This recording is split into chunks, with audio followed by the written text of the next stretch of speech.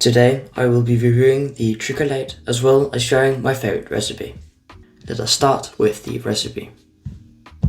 We will be using 14 grams of finely ground coffee, 18 clicks on the command enter. Put the filter in the brewer and remember to rinse and preheat. Water temperature is at 97 degrees. Put on the water distributor, start the timer and pour 100 grams of water within 12 seconds. Take off the distributor and give it a little back and forth stir to ensure all the grounds are saturated. Make sure not to touch the filter. You can also swirl in this step if you prefer. At 50 seconds, pour up to 230 grams, again within 12 seconds. Now just let the coffee draw down. This will take about 5 minutes. Resulting brew isn't that great.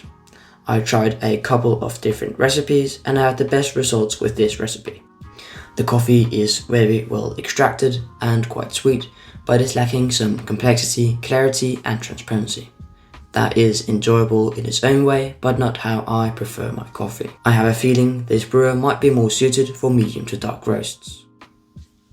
Now to a quick breakdown of the brewer. It consists of 3 main parts: the brewing chamber, the filter holder and the dispersion screen, all made of thin Triton plastic, which is good for temperature stability. This brewer has a quite wide diameter of 8 centimeters. This causes a very thin layer of coffee. The increased surface area this causes allows for more contact time between coffee and water, giving you higher extractions. Because the layer is so thin, there's also less resistance for the water to drip through. This is why we grind so fine. Now to the filters. They are made in Germany, which makes a difference because Germans are better at making paper. Joking. These are perfectly good filters. The thickness, texture, pour size and density are all made to fit this brew method. The design of them also limits bypass, leading again to more extraction as all the water has to go through coffee. The dispersion screen isn't that great.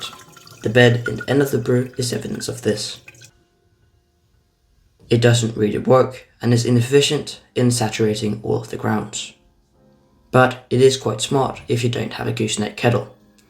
It is also probably a more consistent way of brewing as the bed is quite wide. Now let's talk price.